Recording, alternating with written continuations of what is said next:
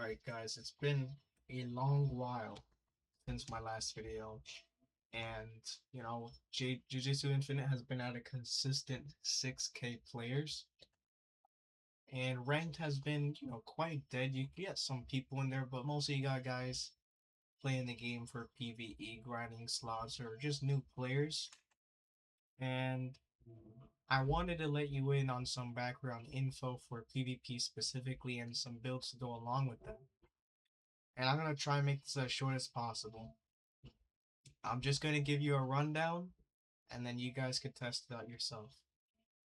But this has been a build that I've used both in the testing phase of Jujutsu Infinite as well as release and now in ranked. So, I tested it in the fire again, pre-release, on release, and after, a couple months passed, I would play ranked as well, and it has always been consistent. And in Jujutsu Infinite, if you have not noticed, the wide variety of people mostly fill up their technique, stop before barrier mastery. They do their health.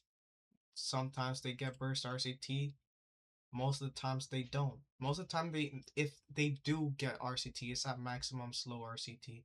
But I don't really see a lot of people going for burst RCT, right?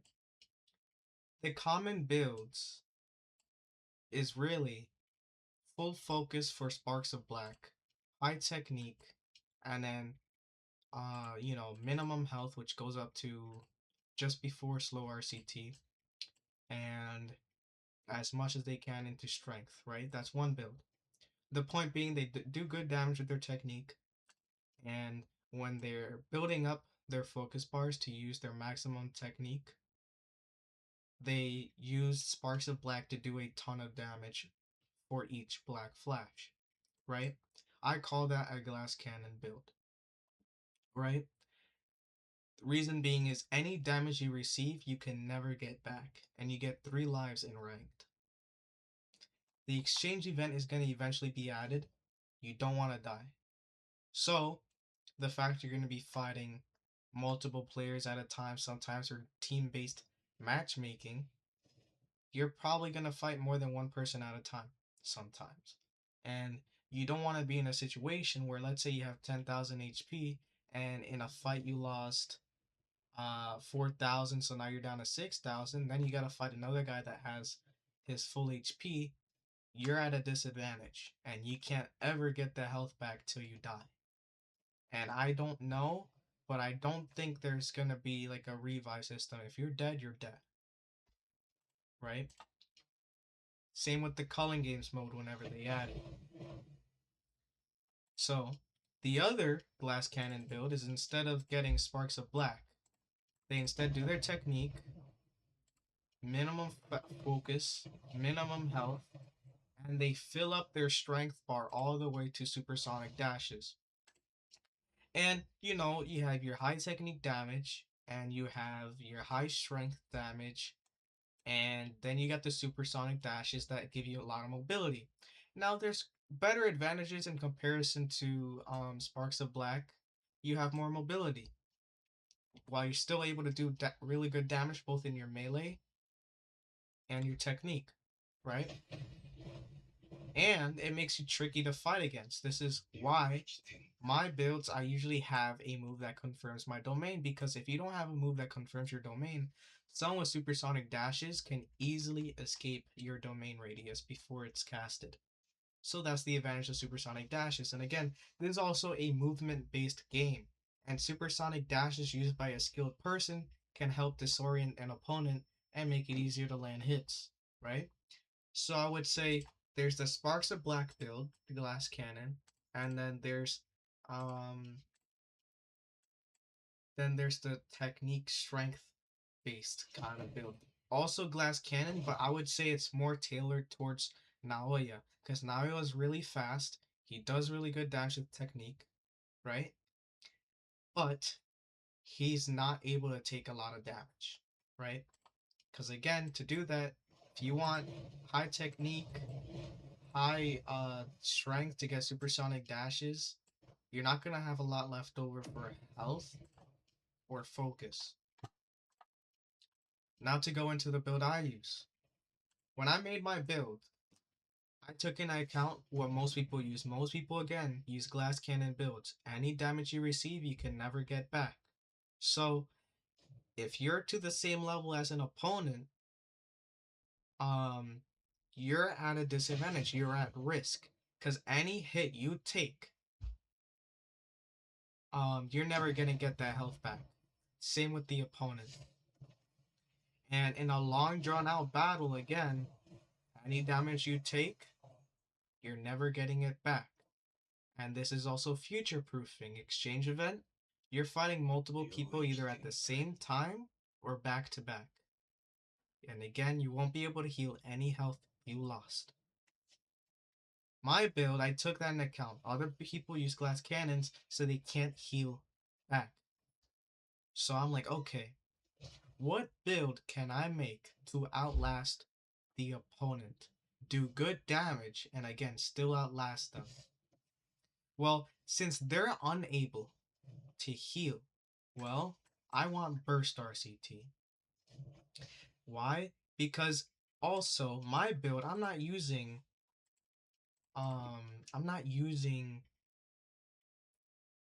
a maximum technique. So I don't need to build up focus bars. I could keep I don't need black flash tokens, right? So I could just keep my focus bars. So what's my build? It's literally just projection. This right here. I don't use rewind, so I keep plant manipulation, and then I get flicker. That's my build for PvP right there. Very straightforward. I love projection because it's something you could handle on its own. Sorry about that. It's something you could use on its own in PvP, and it's really nice, right? With the exception of adding Field of Tranquility, and I'll explain why.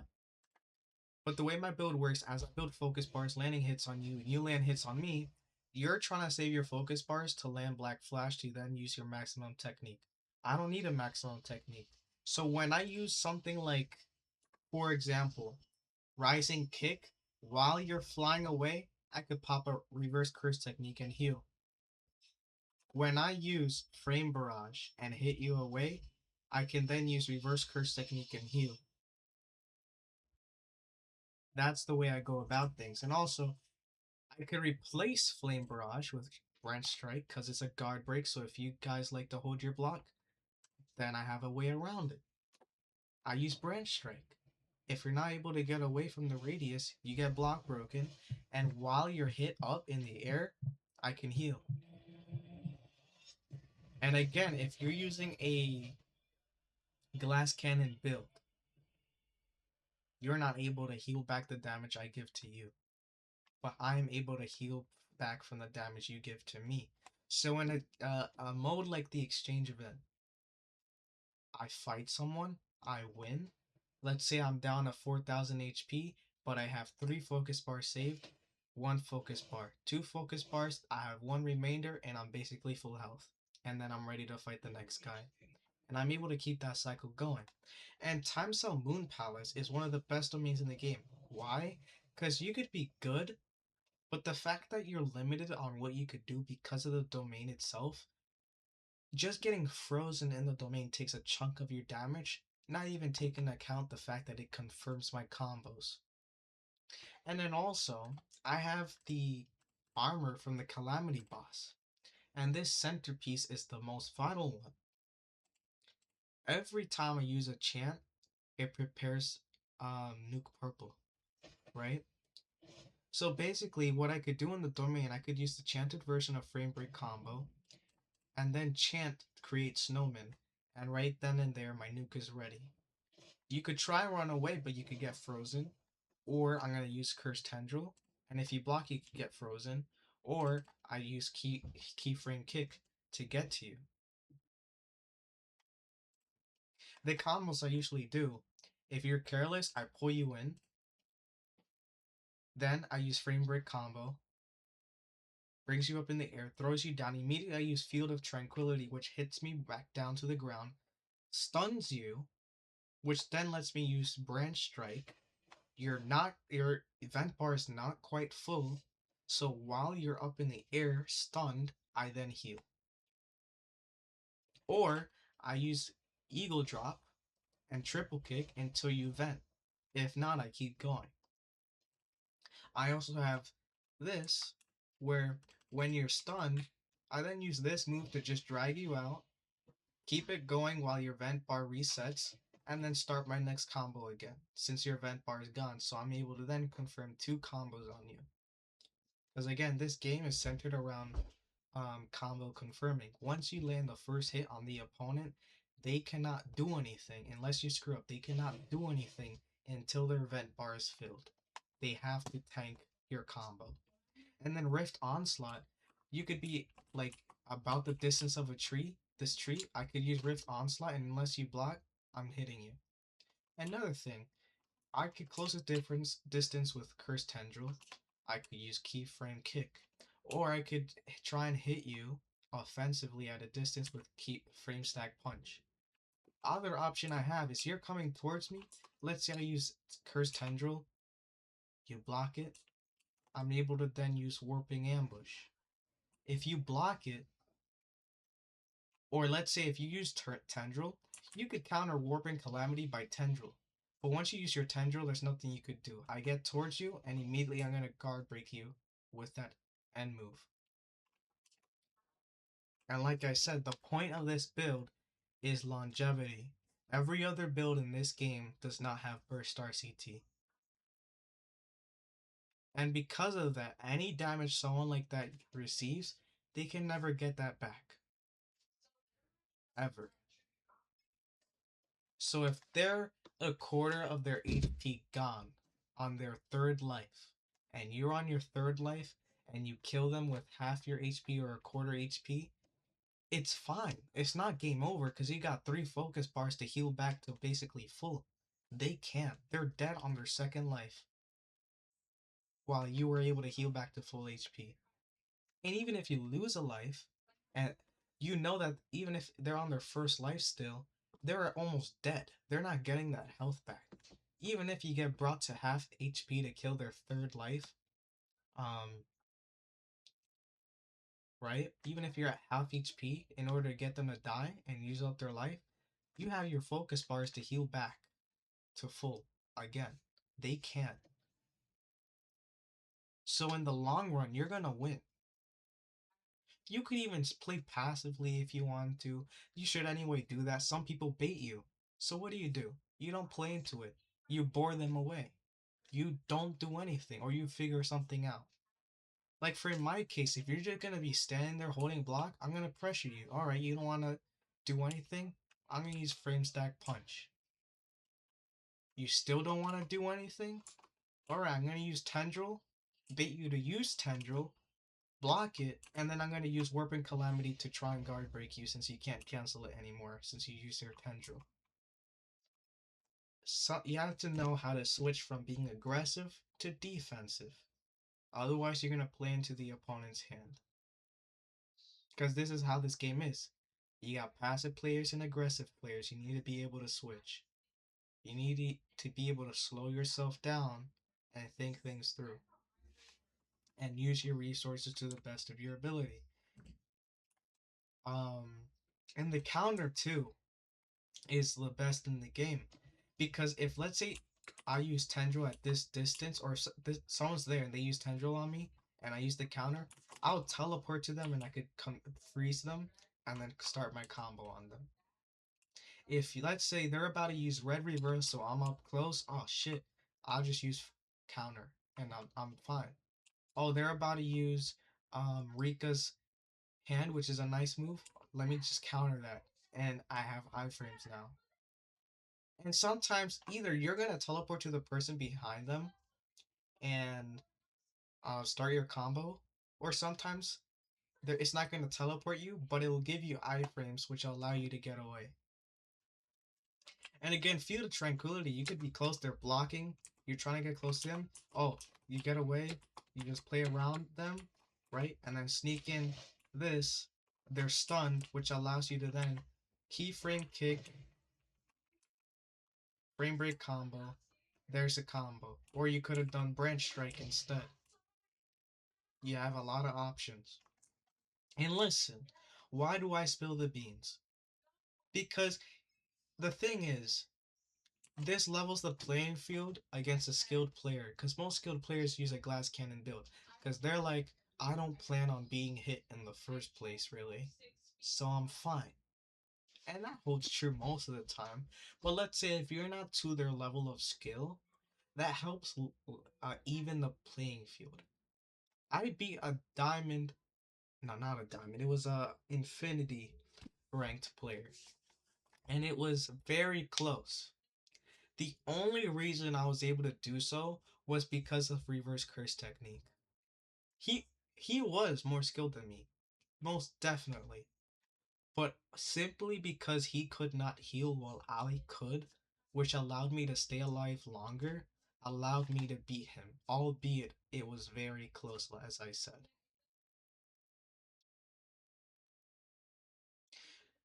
And even if someone else was using this build, then it's just a matter of who can actually land hits then. Because healing reverse curse technique is fine, but if you're not able to land hits, then it doesn't matter because then what focus token are you going to use to heal?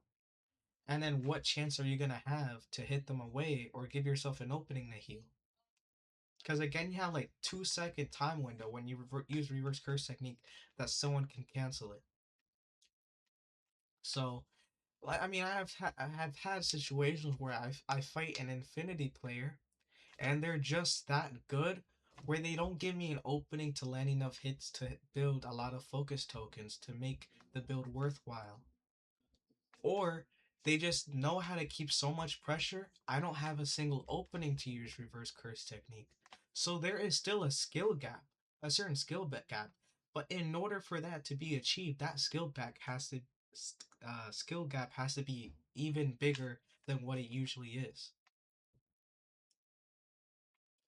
So that's why I'm just bringing this out there because I again before released, not a lot of people used this. If people did, it was for a Hakari build. After release, no one really did at all. To this day, I don't see anyone doing that. At best, I see them using slow RCT. So I'm just putting this out there. You could try it out if you like it. But this build, like I'm talking about, like this build, like I'm talking every single move you see I have right there, the weapon I use, the melee moves I use, the armor I use. That's my old build. You can see my stat output: 232 melee triple S, 90 focus. All the focus I did is just enough so that then I could get locking, which allows me to get focus bars 0.25 faster than an opponent who probably doesn't have lock in. Then I have full technique barrier mastery because I want to be able to take my time in my domain. They're going to try and run around. They're going to get frozen eventually. And you don't want to rush because when you're rushing, you make silly mistakes. So with that extra 30 seconds, which then gives me an entire minute in that domain, I'm able to take my time and take apart the opponent piece by piece. Right? Basically guaranteeing you win. I have not had one situation where I lost in my own domain. I don't know if you can see my cursor, but I had literally 500 HP left against a dude who popped Mythical Beast Amber in my own domain. He still ended up dying because my domain literally froze him 2 seconds after he popped it, which then takes a quarter of HP, which then guarantees a combo from me, and I was able to finish the job. Again, I have not had one situation where I lost in my own domain with Time Cell Moon Palace. And then Time Cell Moon Palace changes your frame break combo to a chant move, which does a lot of damage because it freezes them twice and slams them into the ground. So I have my chant proficiency to increase the damage of that by 4% in this case. And then you see my technique output is 718 triple S. Then my health output 395 triple S. And every parry I do, I get 30% more focus bar again because if I'm able to make a way to get as much focus bars as possible, um, then I'm able to heal more, which allows me to stay alive.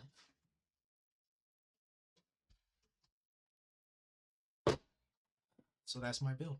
And then strength, just the basic amount, eel style, and then a few points that I had left over to put into strength increase too. But that's my build. You don't, and even if you don't, the thing is, this build is good too, because let's say you don't want to spend Robux on 2 more curse techniques. All you need for this build is plant manipulation and project projection.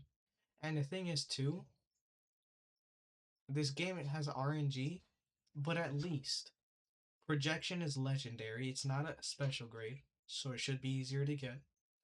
And plant manipulation is rare, so again, it should be easier to get. And plant manipulation on its own is not bad. I've won ranked matches.